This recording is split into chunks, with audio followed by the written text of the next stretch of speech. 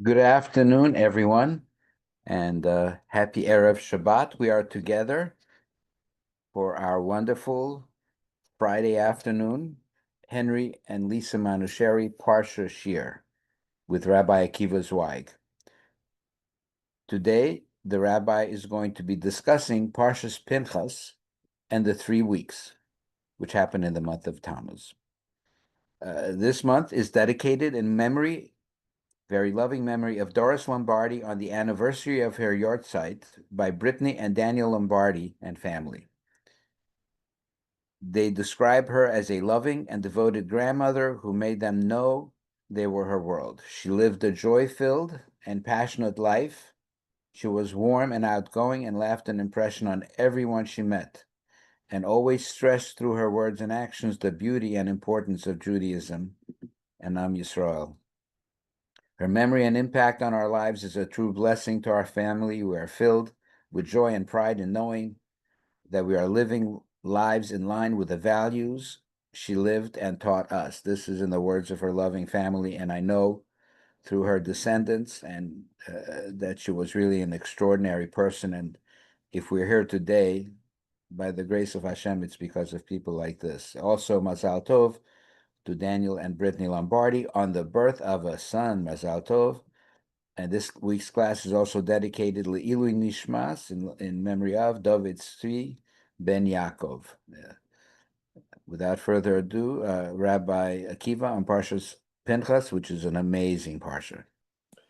Good afternoon, everyone. A good Erev Shabbos. Okay, so first of all, special mazel tov to Daniel and Brittany. How appropriate and wonderful it is that you gave birth to a son in the month that you are sponsoring our classes in the memory of your grandmother, whom you obviously admired so much and praised her for the values and the pride that she instilled in you, specifically a pride for Judaism. We couldn't be happier for both of you. Mazel tov. Really, as one of my relatives likes to say, when certain families produce children, they say, that's a real simcha because we know that's going to be good for the Jewish people. And the same in this case as well. So we are here to discuss Parshas Pinchas and kind of a few points of introduction about our discussion today. The title is Agency, the History of Man, and Organizing the Chaos of the World. We're going to discuss in that context the importance of the 3 weeks and Tisha B'Av, which is upcoming in a couple of weeks. And I want to share with you that just yesterday, I spent the day with Dr. Finkelstein and his team at the NCRI in New Jersey, where we had deep dive discussions about the world, about threat detection, and about how we can do something, if anything, about putting a positive messaging into the world that hopefully will help people in these very trying times of chaos in the world, of social media, etc. Now, I gave a little address there as well for about 45 minutes, and I talked about this subject, about the history of man and organizing the chaos of the world, and how it relates to agency, free choice, and also, very specifically, how it's a theme in our Parsha. And so that's what we're going to discuss here today. This class is also, it's important to note two aspects. It's an overlay of the Wednesday class with a whole new questions and answer, but it also, it advances the class in a very important way for all of us who want to do something to make the world a better place. The second point of introduction related to this is that here in Pennsylvania, for the last few weeks, we have been having yeshiva, which has been wonderful. And so the yeshiva students are here, and we did a special night program. All of the faculty and students attended, and I gave a class on the evolution of Torah and the evolution of the history of the world. And so this is kind of all related. If anybody would like those classes that I delivered here in Pennsylvania, please private message me. I'm not going to be posting it to our chats, but if anybody would like them, let me know. I'll be happy to share them with you.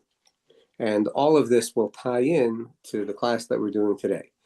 So a question that we asked this past Wednesday that I'm just going to repeat here for a moment is that the only place in the Torah that we find an obligation for the Jewish people to take revenge against their enemies, to proactively attack their enemies, not out of self-defense, but instead out of revenge, is our Parsha, and specifically the attack of the people of Midian. And interestingly, the people of Moab were not. We were not commanded or instructed to take revenge from them. But yes, we were the people of Midian. Now, it's important, if you're looking in the sentences, you're going to say it just says to attack them. It does not say to take revenge. But if you look in next week's Parsha, it very clearly uses the term revenge against the people of Midian. Revenge is the word used. Okay, you just have to look in next week's Parsha, not only in this week's Parsha, but it's referring to the same event. And so that's a question that we asked. Why, out of all the enemies, out of all the wars, out of all the attacks in the past, and even moving forward, do we have no commandment of revenge? It seems like we're not supposed to be doing that. But when it comes to Midian, then we're supposed to take revenge and attack them. Okay, that's an important question. Question number 2 is that what we find from the way the Torah tells us the story is that there were a number of Jews that attached themselves to the idolatry of Peor, and God became very angry. Before God ever sent a plague to destroy these people, God said to Moshe, take the leaders of the nation and hang them up opposite the sun. Now Rashi says, no, you're not hanging up the leaders. It means you're telling them to go hang the offenders. But in the sentence, it all actually sounds like you're hanging the leaders. So that's an important point. And then Moshe did. He commanded the judges, go judge the people and kill the idolaters. This is at the end of last week's Parsha. Now, we then find out that Hashem sent a plague. So if the people were responding, why is Hashem sending a plague? Now, meaning if the leadership was responding to kill the people who were becoming attached to the idolatry, why is Hashem sending a plague? But more than that, in our Parsha, here in Parshas Pinchas, the Torah opens with a very unambiguous statement that if not for what Pinchas did, I would have destroyed the Jewish people in my anger. So if Pinchas doesn't kill this one guy, Zimri, God is wiping out all the Jewish people. Now that seems unconscionable. It's one thing if you tell me, like let's say by the golden calf, listen, idolatry, it's affecting the whole nation, and God tells Moshe, listen, I'm thinking about destroying them, and he gives Moshe the opportunity to pray to save the people, and Moshe does, and regardless of what anybody among the people do, Hashem decides, you know what, okay, I'm not going to destroy the Jewish people. But over here, the Torah is very clearly saying, if Pinchas does not take this action, Hashem is wiping out the Jewish people. Why? Most of the Jewish people did not sin. I'm not even beginning to talk about the categories like women, that the Jewish women that did not sin. Why is Hashem wiping out the entire Jewish people if Pinchas doesn't kill this one Jewish man, Zimri, and this one non-Jewish woman, Cosby?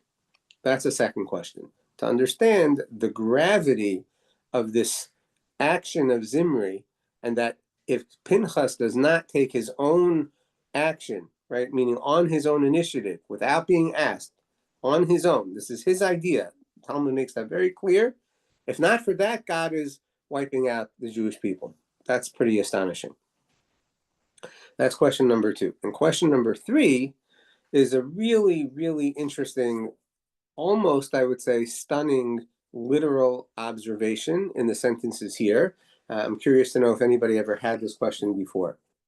Immediately after Hashem tells Moshe, listen, Pinchas did such an important work in giving him the covenant of my peace for him and all of his offspring. They're going to be Kohanim. Immediately after Hashem says you need to attack these people, Hashem tells Moshe and Elazar, because Aharon has passed away, so Elazar is his son. Hashem tells Moshe and Elazar, go count the Jewish people. And the Torah proceeds with about 50 sentences of counting the Jewish people. Now, the way the Torah sets it up says Reuven is the firstborn son, and it mentions the numbers of Reuven, and then it mentions the numbers of Shimon, and then it mentions the numbers of Gad and Yehuda and Yisachar. It goes through all the tribes. At the very end of the listing of all the tribes except for the tribe of Levi, the Torah says the number is 601,730. 601,730 are the numbers of Jews. Now, let's bear in mind, the Jews had been counted earlier in the Torah, 603,550. Okay, ballpark, it's a very, very close number, but it was 40 years earlier. That's an observation for another time. How did they maintain such a similar number? Commentaries do a lot of work on that. We're not getting into that today. After it mentions here, in this second kind of third counting, that doesn't matter, here in the 40th year in the desert, after it mentions the numbers, it then goes on to say that the land will be divided according to lottery when they enter the land of Israel. And by the way, here's the numbers for the tribe of Levi.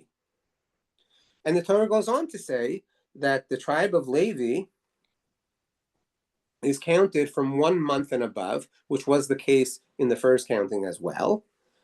And it says that the tribe of Levi was 23,000. They don't get a portion in the land of Israel. They're not counted in the same counting as the Jewish people because they're a different category. And they don't get the same treatment. They're not going to inherit the land, the Torah says. Okay, so far that all sounds like it makes sense, and it's very similar to what happened in the first counting. But then the Torah says, after it tells you, this is what Moshe and Elazar counted of all these people, it says, by the way, among all these people that the Jewish people counted, not one of them was alive at the first census. They all died in the desert. Okay, that's good. That makes sense. But there's one problem. It's true that everybody died in the desert, but not everybody in the tribe of Levi, because the tribe of Levi was not included in the counting originally, and they were not part of the decree of dying in the sin of the spies in the desert. So why does the Torah tell you in the paragraph that describes the number of Levi? By the way, nobody who we're counting now was alive in the first census. That's not true by the tribe of Levi, because the tribe of Levi did not die in the desert. The Torah should have had this sentence when it counted the Jewish people, before it mentions the number 601,730, which does not include Levi. Over there, the Torah should say, oh, by the way, all these people are new. They did not die, or they were not alive earlier, because the first numbers were somebody else. So it seems crazy that the Torah is only mentioning this idea by when it mentions the families of Levi, even though for Levi, that statement is not true. They should be counting people that were alive in the first census, because the tribe of Levi did not die in the desert. So that's what I would consider a really, really strong question in the reading of the sentences. Rashi says, Rabbi Yechiel, that the tribe of Levi was not counted. He specifically says that's one of the reasons that they were not counted. But at the beginning of Sefer Midbar, it's Rashi in a few different places. And also it would seem to be logical because they didn't begin the sin with the golden calf. They didn't have a tribe leader at the time of the spies. So it would seem the most logical conclusion is that the tribe of Levi was not part of the 40-year decree. Okay, so that's our second question. By the way, let me just tell you but that doesn't mean that they couldn't have died naturally. I'm saying correct. there's no guaranteed. Right, but there's no. Thank you very much. It's so nice to have you, Reb Hillel. Yeah, you're correct, but there should be. It should be impossible to think that they all just happened to die if it wasn't part of the decree. But why would you think that? Say that. Say Why, again? why would you think that? So there's only 40 years. That means you had somebody who, by the way, was a month old, because that's the number that they're counting 40 years ago. You with me? Yeah. So he's not alive 40 years later, and it's not because of the decree? Why not? You hear what I'm saying? Yeah, you're saying that there's nobody there that was In other words, you're saying that the implication is that the Levium died, or you're saying that they really died? I'm saying that seemingly the sentence that says that not one person who's being counted in the second census was counted in the first census should not be true by the tribe of Levi. But the way the Torah presents it, it sounds like it's talking about also that fact being true by the tribe of Levi. Okay. You know what I'm Okay. saying? Yeah. And you understand, you're talking about counting babies from a month old and you're saying none of them were alive 40 years later and they didn't die because of a decree. Now, you might come up with other answers, but I'm pointing out it's pretty surprising because Right. all of us, when we read the sentence, assume we're really just talking about the rest of the tribes, or we're just not thinking, which, that happens. Okay, so that's our second question. Yes, correct, Rabbi Yechiel. That's correct. That's correct. Okay, so anybody can look at that comment. Okay, so now that's our second question. And give me 1 second. So our first question was, why is it so severe that everyone is being punished, that God is going to destroy all of the Jewish people? And now we're asking this question about why would it be true that nobody from the tribe of Levi was counted in this second census as it does the first that meaning that was counted in the first sentence. Rabbi Chil, I don't know. If you find somebody that asks it, I would like to know. Okay, so I'm going to give a suggestion possible. Thank you, Ari. Right. Our first question we asked is, why are we now taking revenge for the first time and the only time in the commandments of the Torah? So those are our three questions. So I'd like to begin with what is really it's kind of a shocking idea. And it's something that I've spoken about at the yeshiva here, as I mentioned, over this time here. But I've really had various classes on it over the years, but I don't think we ever mentioned it here on this class. And it's a very important understanding of the nexus of science and Torah, and also about the role of the Jewish people in the world. So I'm going to try to not speak too long about it. I'm sure people are going to have lots of questions about it, but it's a beautiful idea, and I feel very confident that it's a legitimate Torah point of view and possibility, because I saw it many years ago in a sefer that I love, really my favorite sefer on Chumash. It's called Ma'aseh Hashem. It was written by Rabbi Eliezer Ashkenazi. Rabbi Eliezer Ashkenazi was known to be like a world-class genius, and I've mentioned him before. This particular idea I don't think I've ever mentioned before from him, but he does say it. And of course, the question that many people grapple with is, how do we reconcile the age of the universe with the creation narrative in the Torah? We have 5,785 years, and in science, we're being taught that it's 15 billion years. So an idea that I've developed over the years, and I think is very, very credible and a really important approach, is that we're taught in creation a concept that's called tohu vavohu. Tohu vavohu means shockingly empty and nothing is in it. So when the Torah says, Bereshis, God at the beginning of creation, the world was completely empty, shockingly empty, nothing was in it, and there was water on the face of the earth and the Spirit of God. We're taught that whole thing. There's a very important phrase that's called shockingly empty and nothing was in it, tohu vavohu. Now the rabbis refer to that phrase in various ways in Talmudic passages, and the idea is it's chaos. Tohu vavohu means a world that is completely discombobulated and makes no sense. Now, there's a lot more to say about what Rabbi Eliezer Ashkenazi says and about how creation evolves, but that's not the idea I'm going to share today. I'm going to get to this main idea in a second. The point that I would like to suggest is that we don't know the time span of tohu vavohu. So even though it's in the paragraph in the Torah that describes day one, okay, we have no knowledge of what is the world like when it's in tohu vavohu, chaos state. We really have no idea. And my proposal is that everything that science believes as far as ice age, Neanderthal man, dinosaurs, which Neanderthal I'm going to get to in a second, is very likely to have existed as the world was getting more and more evolved into a creation state. And this is part of Rabbi Eliezer Ashkenazi's theory. I really don't want to get too sidetracked in it, but believe me when I say that he says that it took time for Hashem to mix the four elements of creation so that the world would function in the way that we know it to be.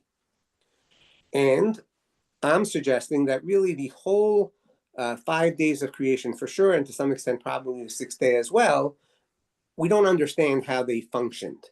So to give you another example, Rashi says that in that time period, the sun, the light and dark was kind of mixed together. Light and dark was mixed together. Also, we know that until day 4, you don't have a functioning sun and a moon. So the whole notion of time is very, very, very difficult. And I'm not here to discuss the whole thing together. And in general, we don't go into mystical concepts like this in a public setting, and that's fine. My point is that it's very possible that the 15 billion years of the world is really a natural process by which God created the world through a process of evolution. And this is also Rabbi Yaakov Weinberg Zatzal very much held that when the Torah says, let the waters teem with sea creatures or fish, or let the land produce animals, it's God using evolutionary processes to create. And it's very, very possible that it's billions of years old. We don't know how long that process of evolution was. The one thing we do know is that we, all of us sitting on this class, and all human beings come from the man that was created on day 6. And we also know that the Jewish calendar starts from the day 6. We count every Rosh Hashanah from the day 6. We don't count the earlier days of creation. They're not part of our calendar. So day 6 is when man, as we understand him, man with free choice, man who chooses to eat from the tree when he should not, man who's created in the image of God, man who has the Spirit of God in him, that's the man of day 6. So you tell me, okay, but who says there was ever a different kind of man? The answer is Rabbi Eliezer Ashkenazi. He says that before that man, there was a man of the field that I'm saying to you is very likely what we would call Neanderthal man. We do not come from Neanderthal man. We do not come from monkeys, but it's very possible that a type of man animal, if you will, existed. But here's the real key, and this is very much affecting our class today. There's only 4 times that the Torah says Eile Toledos. These are the developments, these are the offspring, these are the occurrences, these are the generations. There's different ways to translate the word Toledos. Whatever it says, these are the generations, these are the offspring, it's canceling out the earlier ones because it does not say, and these are. So it's, in a way, what's happening when the Torah says, these are the offspring, is saying these and not the earlier ones, which is the Torah's way. And this is if Rabbi Chiel or if anybody else want to look up Eila told us at the beginning of Parshas Noach. Eila told us Noach. Okay, that's where the Baal HaTurim says it. And what it's saying is that creation starts with a tohu vavohu chaos. But you know when it begins to get organized? In chapter 2, what the Bible critics say is a different author of the Torah, but I'm giving you the real reason. It's canceling out the chaos of creation because now we're going to have an intelligent man that has free choice, that can bring order to creation, that has the intelligence to understand everything in creation and to name them himself and the woman, and to live in the image of God. Unfortunately, he failed miserably because even though he gave birth to children on that day, according to many opinions, he sinned by eating from the tree. Okay, so these are the offspring of the heavens and earth, is chapter 2, as opposed to a crazy creation. We have in heavens and earth that works together to mix the water with the earth to produce the man. That's the way God created him. And that's in chapter 2 of the Genesis story, not in chapter 1. Because in chapter 2, you're talking about an organized creation that functions, that can develop, and that can improve, which is the purpose of creation and the purpose of man. The second Eila told us is these are the offspring of Noach, as opposed to all the people that lived before the flood and died. Those people were not really organized properly. They did not function the way that human beings are supposed to function. They all died. But these, the offspring of Noach, they're beginning to act like human beings. Noach found favor in the eyes of Hashem. A human being is supposed to have this ability to be responsible, make good choices. So from Noach comes some of those human beings, but not all. Because then it says Eila toldo Shem. Shem is one of the sons of Noach, but Cham and Yefes, they were really not cutting it to be the real kind of developed human being. So therefore, these are the offspring of Shem, which exclude Noach's other two children, Yefes and Shem, because they're not living up to the real mission of what a human being is supposed to be. And then you have the fourth one, Eila toldos Yaakov. These are the offspring of Yaakov, and that's Yosef. Because those other offspring from Esav and from Yishmael, they also are not living up to what a human being is supposed to be. And all of those people are excluded because as a human being emerges as a creature that is able to bring order to creation, everything else becomes less important. Because the goal is the human being that can organize, that can choose correctly, that can take responsible to live in the image of Hashem, and ultimately it only comes through Yaakov, Yosef, and the rest of the tribes. Because that's another whole conversation on how we know it's Yosef and all the brothers, not just Yosef. Okay, which means, everybody, that the job of the Jewish people is to continue using their free choice to move further away from chaos and confusion and more into an organized universe based on a universe that they develop and create properly through their free choice. That is the job of the Jews in the world. So if you want to know who's going to bring order to the chaos of the world in which we live, the answer has to be the Jewish people, because you have Eila, Eila, Eila, Eila. It's going to come from Yaakov, Yosef, and those people. That's where it's going to come from. So now, for the next part of this explanation for our Parsha, you need to ideally have listened to the Wednesday shir, but the nutshell version is that the worshiping of the idolatry of Peor is the worshiping of man's bodily functions, needs, lusts, and temptations. That's what the idolatry is representing. And when we do that, we are reverting to tohu vavohu. Because we're not meant to live as the Neanderthal man. We're not meant to live without free choice, without the dignity of being in the image of God, without responsibility for those choices. No. I have a great idea. Let's do free busing, free childcare, rent-controlled housing, and the money will just be there for all of that. It's insane. Why are people too stupid to realize? Because people are literally refusing to think, because if they think, then they're responsible for their actions. And if they're responsible for their actions, they can't act based on their lusts and their temptations and their desires. And how stupid is it that people are falling for this nonsense? And how long is it going to be before New York City is overrun by homelessness and rats again? Not very long. But that's what happens when you check your brains at the door. And the ones that are meant to bring the brains back into the human being are the people who take responsibility to live with the dignity of a human being as being created in the image of Hashem, and that is the Jewish people. So if the Jewish leadership is not going to appropriately take down a fellow socialist, communist leader that says, listen, this is what the people need, this is where we're at. At the end of the day, look, God, the Jews are all you got in this world. This is, the only way it's going to be. Okay, listen, let them let off a little steam. Let them have some fun. If the leaders don't take down Zimri, they are undermining the whole role of a Jew in the world.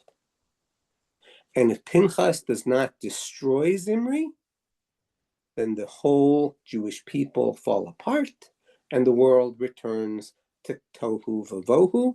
The world becomes undone and God will not have that. And he says, I will destroy the Jewish people. So the only thing that saves the Jewish people is Pinchas, and if the Jewish people take revenge against the people who turned them into animals. That's the only way. Because if the Jewish people don't reclaim their dignity by going to war to take revenge against the people that caused them to lose their sense of what a Jew is, what a human being is supposed to be, and the mission of the Jewish people in the world, if they don't do that, yeah, they really do deserve to be destroyed. Hashem says, you take revenge not because you need to kill every Midyani you can, but because you need to protest against what you became and take responsibility to never do that and to never be that kind of people again. So it's not about the Midyanim, it's not about the Moavim, but it is, yes, about reclaiming our dignity. And part of that is, yes, recognizing that there are bad actors, there are nefarious people in the world that are looking to exploit and victimize other people, and we have to take revenge, we have to take them out, because that's our responsibility. And because Pinchas does it first, he gives us the opportunity to then follow his lead by going to war against them. Why are they worse than Amalekites? Very simple. Amalekites will forever want to destroy the Jewish people. But when they came to attack the Jewish people, they didn't cause the Jewish people to themselves self-denigrate and become non-Jewish people. They attacked us. They said, no, you're able to be attacked. We don't have to worry about God, and we don't have to worry about you. And even though they were going to be decimated, okay, so God says, listen, at the end of the day, those people are never going to stop, and ultimately you have to destroy them. But there's no reason to take revenge. They didn't take revenge against them. That's the whole point. Go inherit Eretz Yisrael, conquer all the other enemies, then you'll take care of the existential forever threat that is Amalek against you and against God. That's fine. Over here, revenge, you have to act now because you abdicated your dignity and your self-respect. You need to go reclaim that dignity and self-respect. That's something that you did, that they caused, that they knew intentionally was going to have that effect on you, which is exactly why Bilam counsels that, and he's right. He's totally right. And if we give into it, we do deserve to be destroyed, because then we are returning the world to tohu vavohu. So much depends on the leadership of our people. Now, this is not a political commercial for Bibi Netanyahu. It's not. It really is not. But you have somebody who's willing to confront the enemies of the Jewish people and say, we have to stand for our existence, and we also have to act like Jews. That's a leader that we need. The tribe of Levi was supposed to be that. The tribe of Levi is also supposed to remind us of our mission. They're supposed to inspire us. The idea that we're supposed to inspire the rest of the world is why we're called a kingdom of Kohanim. All Jews are called Kohanim vis-a-vis the rest of the world. We're supposed to inspire the rest of the world. The job of a Kohen is not only to serve in the temple, but to teach and to inspire, to remind people of the spirituality of who they are, and the aspiration of closeness to Hashem that they should be seeking, and the knowledge that they should be seeking. And we're supposed to be inspired to that. The tribe of Levi should have been inspiring the Jewish people, and at the very least, convincing them, don't follow those 10 spies. You have Yeshua and Caleb. Those are great leaders. Don't follow the disgraced prime minister in jail who's talking against the state of Israel today. Follow the one that's fighting for the state of Israel today. At least that. At least that. That's part of the responsibility of the tribe of Levi. So the Torah says that it's partially Levi's fault that in this second census nobody else is alive. We're not talking about the people of Levi. It's true. They were alive. Maybe a lot of them were alive. But what it's saying is, when we're counting the tribe of Levi, we have to acknowledge that nobody from the first census is alive, because Levi has responsibility for that. So Pinchas is a standout Levi. He saves the Jewish people now. He's from the tribe of Levi. But the rest of the Leviim did not live to their responsibility. They did not inspire the Jewish people to have an attachment for the land of Israel that they should have had, as opposed to the daughters of Tzlafchad and the women who loved the land of Israel. That's partially the job of the leaders, is make sure the Jewish people feel the love from Hashem for the land of Israel. And because they didn't do that, the Torah is saying, look, we have 23,000 Leviim, and we had them this whole time, maybe, or a lot of them, whatever the first number, second number, we don't really know who was alive. But we got to acknowledge that the fact that no 20 and above people were alive from before lays at the feet of the tribe of Levi as well. And so that's why it's in that paragraph that the Torah is mentioning that those people are not alive.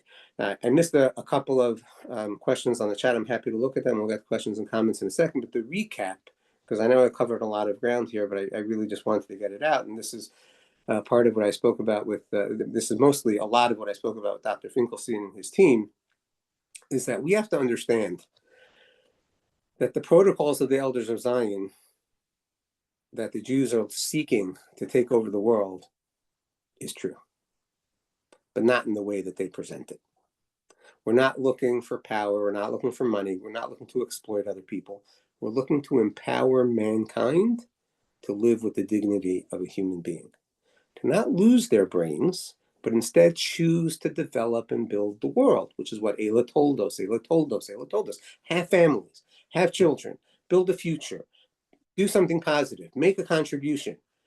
That is our responsibility. We need to bring that to the world. It's our people that constantly need to be the reminder of that to the world. And we have to have that as our mission. And we should want to spread that message. We should try to tell people that life is about fulfillment, not about chasing lust and temptation, because that doesn't bring happiness and fulfillment. Simcha Weinberg sent me a video, maybe I'll get a chance, I'll post it later, about a very famous golf pro. I think he won recently. And for about 6 minutes, he's explaining, I sent it to Joseph Vital this week. For literally 6 minutes, he's saying, I'm so privileged to be able to do this. I love this. It's amazing, but it's absolutely pointless and meaningless. He said, I don't know. I ask myself every day, why am I doing this? Literally, like 5-6 minutes straight. So he's at the top of the game, literally, right? And he's getting tremendous money, obviously, and fame and acclaim. And he actually enjoys it, but he knows it's pointless. He says, it doesn't begin to compare the importance of my family. The world has forgotten this. It's our job to remind them. And we have to first reclaim our own dignity. I spoke about the self-hating Jews on Wednesday. We have to do what we can to pray to Hashem to eliminate that, because they're robbing us. Not forget about what they're doing to them or anti-Semitism. They're robbing us of our dignity, of our role and our mission. And what we need to do in the year 2025 is live with this passion to develop a world with agency, with care, with dignity, to remind all people of the aspirational greatness that a human being should be focusing on and seeking, and to ultimately achieve it, because that's what's going to get the world back to stability and flourishing and out of the chaos. Questions or comments? Yes, Joseph. And yes, please go ahead. Thank you so much, Rabbi. These shiurs from Wednesday and today, they're really intertwined. And I was wondering if you can delve a little bit deeper and with the issue of the self-hating Jews, and what can we learn from Pinchas, or can we learn something from Pinchas of how to practically deal with them, because the damage they do to our identity and our struggle overtakes all the anti-Semitism in the world, in my opinion. Okay, excellent. So I'm actually going to ask Dr. Finkelstein to speak on this in 2 minutes as well, because he's going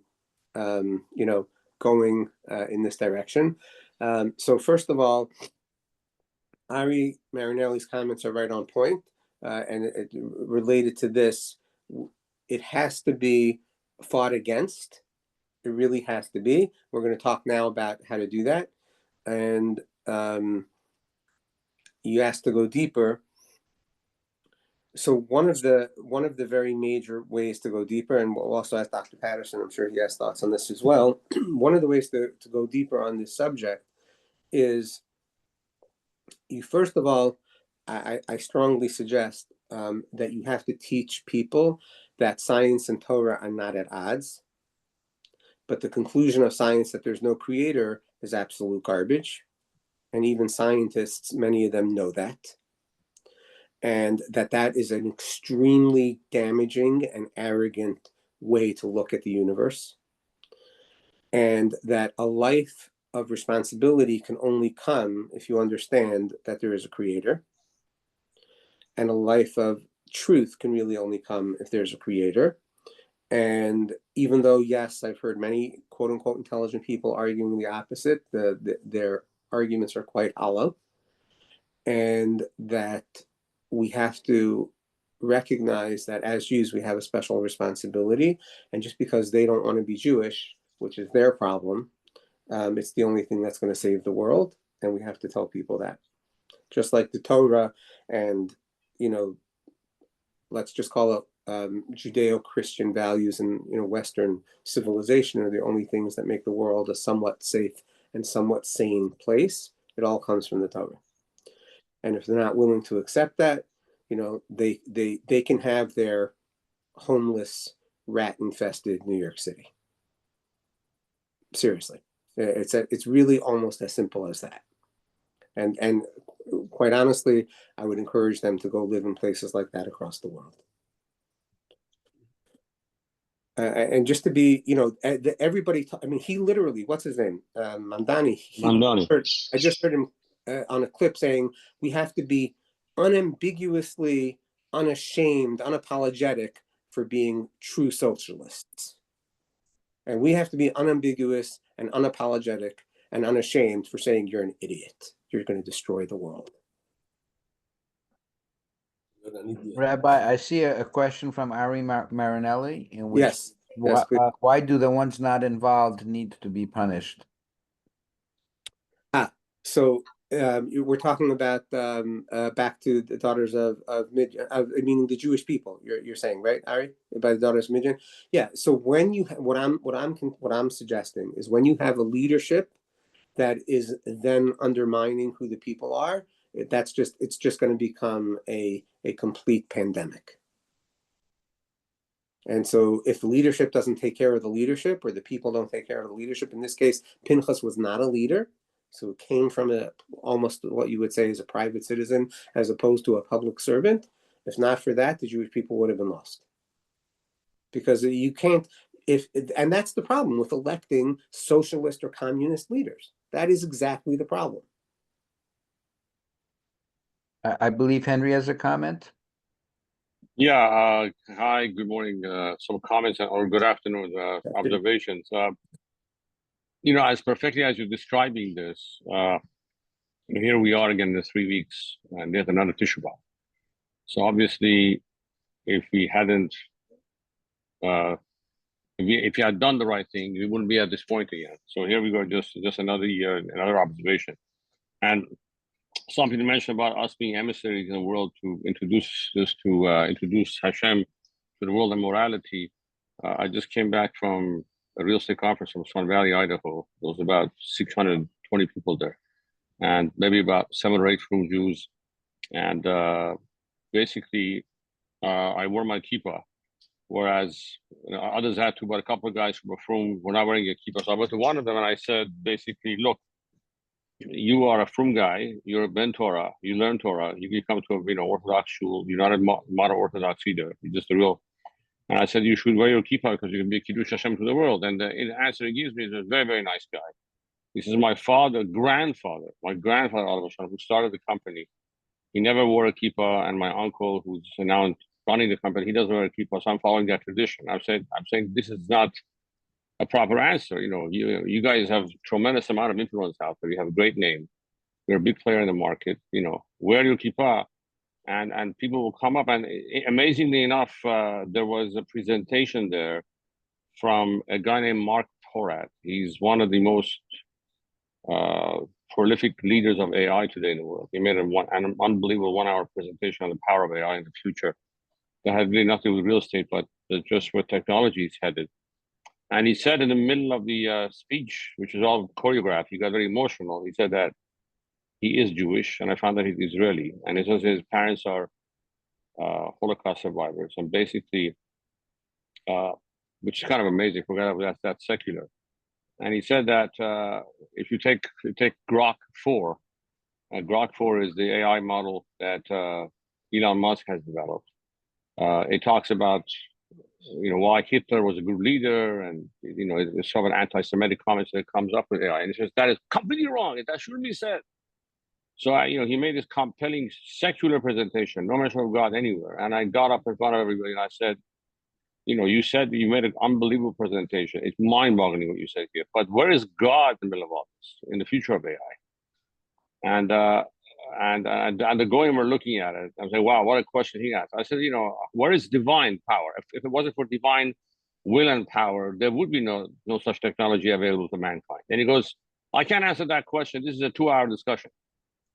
And kind of like dismissed what I said, but afterwards I saw him over dinner and we really got into it. But just some observations, about us taking a role. When you do wear a kippah and you're out there asking good questions, and you represent morality, people come up to you, and we shouldn't be embarrassed to not wear a kippah because we are afraid of anti-Semitism, or we think that people will not do business with us because we are religious Jews. Quite to the contrary, there was a kosher table there with kosher food, which this company was kind enough to provide. And many, many goyim came and they wanted to eat kosher food. I just couldn't believe my eyes. Just really good, wholesome people who have really good values. Goyim who are Republicans probably, or very, very well off, and with their families, they were coming up to us left and right asking questions. So what you're saying, I want to acknowledge, it is true. People do look up to us, and we shouldn't be afraid, and we should ask, an AI guy who's a Jew and say, where is God in the middle of all this? Yeah, you're making an excellent point. So here's what I want to do to respond.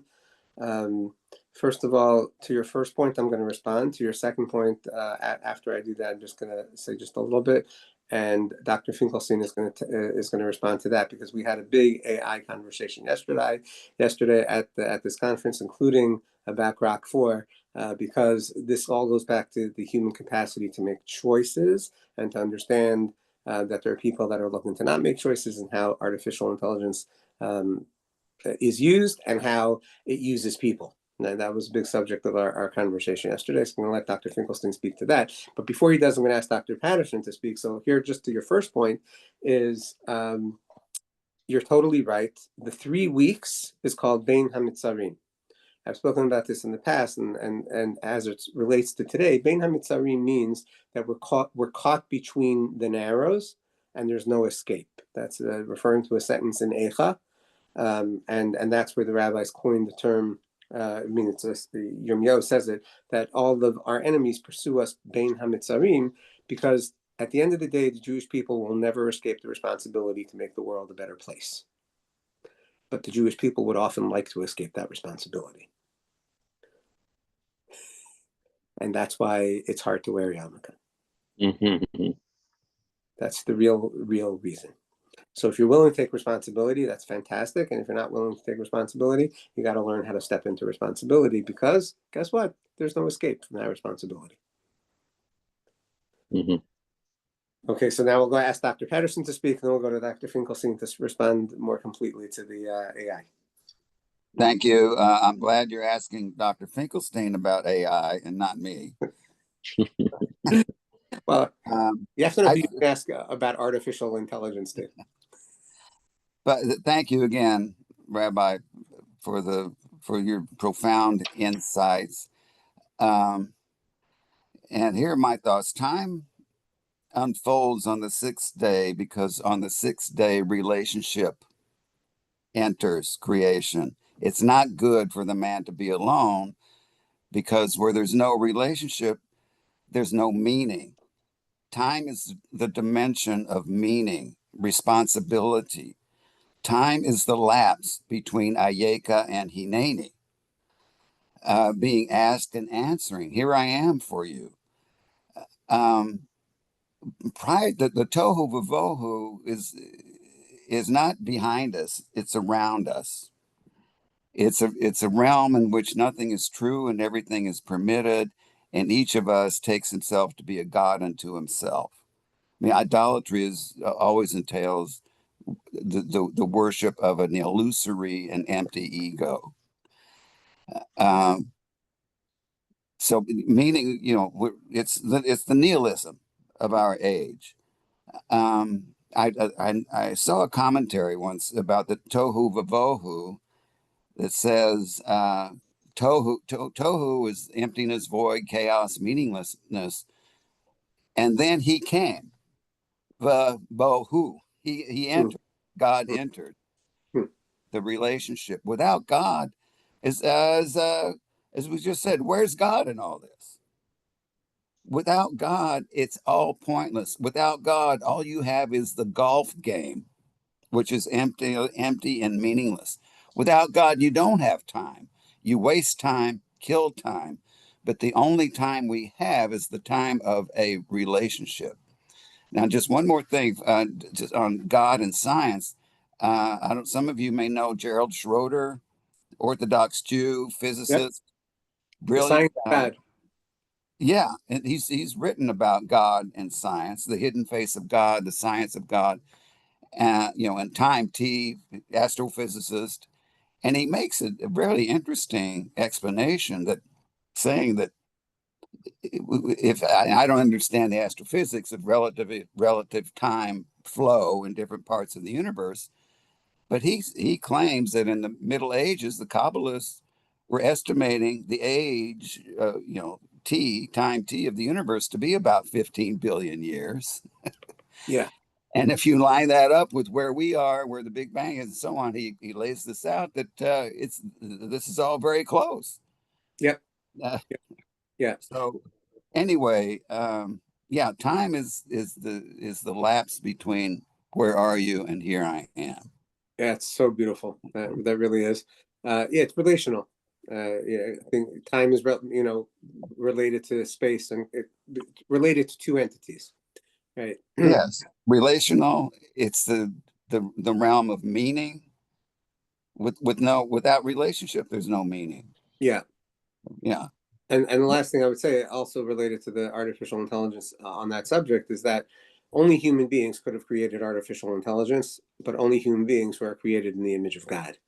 I once said this to the scholars of Oxford when they said, "Well, why do you assume human beings don't have emotions or whatever?" I said, "I don't. Did the animals create the iPhone, or did the human being? Are we living in houses or in the fields, or Okay, so Dr. Finkelstein is going to go, but after Dr. Finkelstein, we have the privilege of having Noah Tal on the call. She's actually an attorney with Google, and her husband also works in a separate company in the tech industry, and she's also going to weigh in on AI. So please, today, Dr. Finkelstein is going to be giddy fearer. Sure. Not as handsome, but I'll do my best. So here with Giddy, obviously, we had a great conference with at Princeton University. And Rabbi, thank you so much for coming. And I think the focus was really on trying to understand several things: anti-Semitism and its relationship with human agency. And I think we pointed out over the conference several things about Jewish civilization and its kind of starting space, which is really this idea of being free from slavery, having degrees of freedom, and that being a kind of starting point, right? That when you have the starting point of the perception of your own freedom, and you perceive that as being something akin to divinity, then that creates something you can kind of bootstrap a lot of other efforts to. You're a creator, you're somebody who has the capacity to make a difference in the world. There's an inherent sense of responsibility that comes with that. So it makes sense the first thing you do with your freedom is seek a lawfulness to abide to, and that's the best use of freedom, is to be in service to that which makes which orders everything. Right. So the in the arc of Jewish history, one of the things we discussed was that there's a relationship between freedom and perceived freedom and blame. When people feel like they don't have freedom, how do you justify that? How do you think about that? And one of the things you do is you find somebody who seems to have it, and you say, well, this must all be your fault. And so I think what we came to in thinking about this is that one of the things that anti-Semitism is kind of structured by is the need to kind of offload responsibility for a world that's too complex. And that's, I think, metaphorically captured by the relationship with Jacob and Esav. Esav says, feed me this stuff, pour it down my throat. I don't want to take care of stuff. You take care of stuff. That's really for you to do. So, to the rabbi's point, therefore, the arc of history, there's a specific role for leaders in the arc of history. The leaders, the good leaders, are the people who take upon themselves the responsibility of helping other people, to take upon themselves the responsibility to be the adults in the room, and to commit to that in ways that have a long vision of history, and is sobering, but obviously we wouldn't trade that for anything in the world. So how does this relate to AI? Well, I mean, part of the problem we talked about is that when you see already people look at AI and they feel awed. They feel like they're looking at something that has eyes but doesn't see, has ears but doesn't hear. And when we talk about the people who feel like they're losing control and they're looking for someone else to blame, psychologically, when you're in that position, you're regressing to the state of a child, right? A child is essentially looking at mom and dad as God, and feels helpless and blames them for everything, right? So that's why you have the worship of these fecal functions and these kinds of dissociative, because it's regressive. It's regressive. It allows us to celebrate the mistaken notion that we can indulge ourselves in infantile behaviors, and it's someone else's job to take care of all of that. And what we worship as our own entitlement. All right. So something similar, unfortunately, is that there's a process we describe that happens to technology that facilitates this, and what that is, in short, is that technology is something that captivates people. That's why the Hebrew word for nachash, snake, also is the word for nichoshet, for copper. The metallurgists have this kind of captivating, performative, awe-inspiring, scientific kind of method that they mix with that feels like magic, and we see that with technology. And what we said is that's something that can make people, again, feel cowed, just like AI does, just like technology. People feel like they're part of a process that's so much more complicated than they are, and it causes them not just to have their autonomy endangered, but kind of want to willfully give it up, because that will collapse the uncertainty, and that it gives them closure to think that the AI is just going to handle everything, right? Well, we see the problem right off the bat. The AI is not going to handle anything, and we see that with what just happened with Grok. It turns out that because of our choices and how we speak to one another as a training set, the AIs basically are stuck with behaviors that, without guardrails, come right out to do tremendous damage with no capacity to speak of for self-regulation. Okay, so when we look for AIs to regulate us, we've already lost the plot. Yeah, because we're essentially subverting, and we're deposing of our own autonomy, and we're giving it to something that meaningfully does not have it. And I'm not sure how long. I'm not sure about this AGI thing. I really don't know how long it's going to be before AI has that, or whether it could.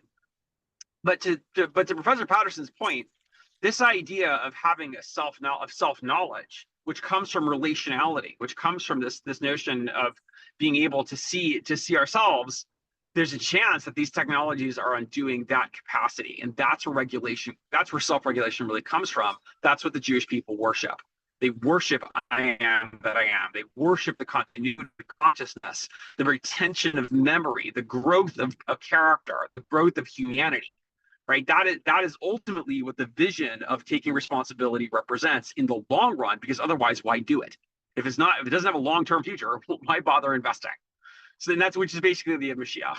Okay, so all this is to say that, the question we were asking at the conference is, how do we use AI to sort of better safeguard our autonomy? How do we inculcate practices of mutual autonomy?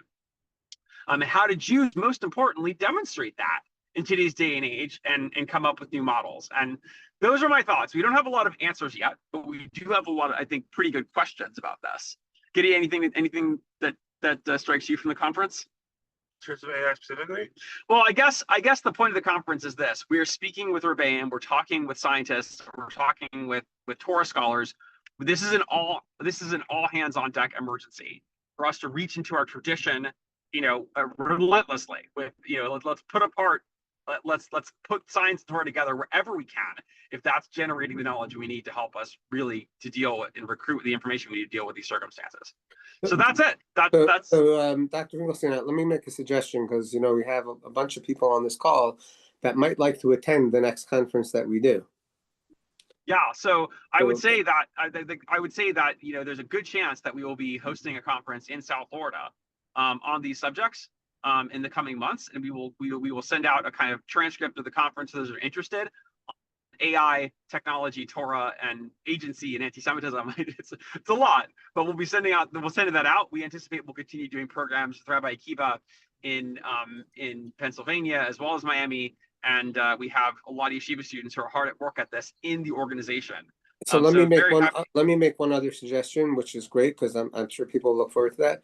Maybe Henry, if you like, maybe we should arrange something in LA, maybe with some of your people, because this is really. Bring on this Mark Porat guy. Say again? I'll bring on this guy Mark Porat from Silicon Valley. Okay. He's on the cutting edge of all this stuff. Okay, great. So let's think about that very seriously. Maybe we should have an offline conversation. And Noah, can you talk about AI for a minute or two? Sure, but can we turn off the recording? Sure.